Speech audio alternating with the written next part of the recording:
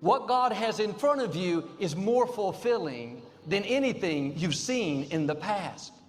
There are times the good has to come to an end to make room for the best. It's all a part of God's plan. And I think more times than not, in life, people treat God like a Santa Claus. And then when they don't get the gifts, it's a problem. You can't see what God is up to, but later on, you're going to understand. You may not see how that works out for your good until years down the road. I think true courage is the ability to embrace what we don't understand.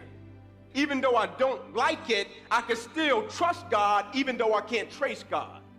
We may not like the process. Thoughts will tell you it's never going to get better. That disappointment didn't stop what God has for you. That setback is not stopping you, it's setting you up for new levels. See, the route you on right now is the route you got to take. God is in the process of connecting the dots in your life. Everything is serving His plan. You have to trust Him when you don't understand. I'm going to dig my way out of it. There are no quick fixes to complicated problems. So when you say, what if your digging isn't working? That's what the enemy says to you when God is working on your life. How do you trust God in the midst of your digging? You got nobody else to trust. Not your mother, not your father, not your sister, not your brother. I don't care what you're into. You got nobody you can trust like you can trust God. But just because He doesn't work with your time schedule doesn't mean that He's not working in your behalf. The fact that things are running out doesn't mean God has forgotten about you. When you see the new door God opens, you'll say, Lord, thank you. You saved the best for now. The best is not behind you, the best is next. It doesn't have to feel like it's working to be working. It doesn't happen on your schedule, but that doesn't mean it's not working. Somebody watching me right now, you don't even see daylight. You don't see no sign that help is on the way. The Lord said, I'm going to send you the water. You're not going to see it coming. I don't know about you, but I'm ready for it. I'm ready for God to rock my world and blow my mind. And I'm making room for it. My constant prayer is increase my capacity. Capacity for pressure, capacity for stress, capacity for anxiety. But if God thought enough of me to send me, whom the Lord calls, He qualifies. And I came to tell every person in this room, you can do this. I know you're sweating, but you can do this. Or God wouldn't have put you in the situation if you can't do this. You'll get knocked down, but you won't be knocked out. You have the power to make that decision. You can do this. Don't give up on your dream. Don't give up on your hope. Don't give up on your promise. Don't give up on what God called you can do. You can do this. It may stretch you, it may expand you, it may enlarge you, but you can do this. I rebuke every devil that's been telling you that you don't have what it takes. You can do this. I never did it before. Yeah, but you can do this. I didn't study this in school. Yeah, I get that. I don't have a degree in that. Yeah, I get that. But you can do this. Whom He calls, He qualifies. You can do this. And if you don't know what you're doing, get somebody who does and partner with them. And I'm wondering, are you making the right connections for what's next in your life? What are you willing to slay? What are you willing to change in order to get there? What you say, that's just how I am. But in order to get what God wants to get done, you got to get rid of that's just how I am and start saying, make me what you want me to be, increase my capacity. I'm ready to go to the next level. Any way you bless me, Lord, I'll be satisfied. I'm going to change the world before I get out of here. And little by little start putting together the strategy that it takes when no is not an option. Say it with me, no is not an option. I'm going to empower me.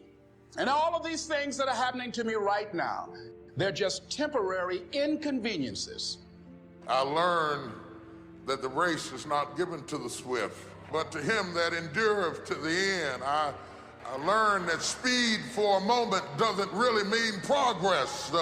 I learned that when you get in a curve, you gotta slow down. Life happens. If you wait for all your circumstances to calm down, then you're going to have peace. You'll be waiting your whole life. God never promised that He would keep us from difficulties, but He did say He would give us peace in the midst of the storms. That means despite what's going on around you, you still have peace. I didn't get the promotion that I worked for, but I'm not upset. I know God has something better coming my way. You weren't created to live worried. This is the reason many people have health issues. It's because their mind is never at rest. Your mind needs a break. It wasn't meant to go all the time. You have to learn to turn it over to God. You weren't designed to carry that heavy load. If you try to be God, God will step back and say, okay, you figure it out. But when you come back to a place of peace and say, God, I trust you. You have this all figured out, so I'm going to be still and know that you are God. It can be chaotic all around you, traffic, problems, drama, but on the inside, there's a rest. Friends, worry is a thief. It will rob you of your joy. You don't make good decisions when you're worried. We can't add 1 inch to our life by worrying. What's keeping you awake at night? It's time to come back to the still waters. Do yourself a favor. Take the worry off the throne. Take the financial difficulty off the throne and put God back up on the throne to thank God that He's still in control. Let the worry be a reminder to switch over into praise. You have to guard your mind. What if I don't get well? What if I can't make those payments? Don't fall into that trap. If you live worried, uptight, you're inviting discouragement. You have to turn your worry into worship. It's easy to wake up in the middle of the night. Somebody asked me, if I could do anything over again, what would I do differently? I told them I would trust God more. I wonder how many things you're worried about that are never going to come to pass. What if I never get married? What if you do? How much time are you wasting worrying? Jesus put it this way, don't worry about tomorrow, for tomorrow will have enough worries of its own. Don't try to figure out the next 5 years, play out all the what ifs. The truth is, if a what if does come to pass, God will give you the grace to handle it.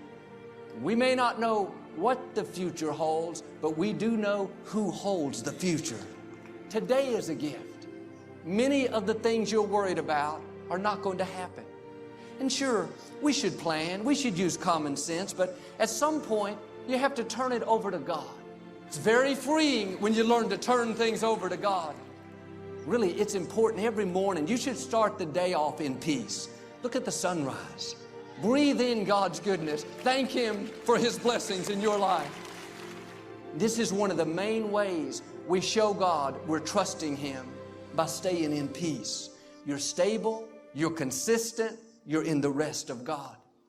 That is a journey, my friend. That is a process. You will still have different things in your life you got to work through. And then when you get in success, it's going to feel weird.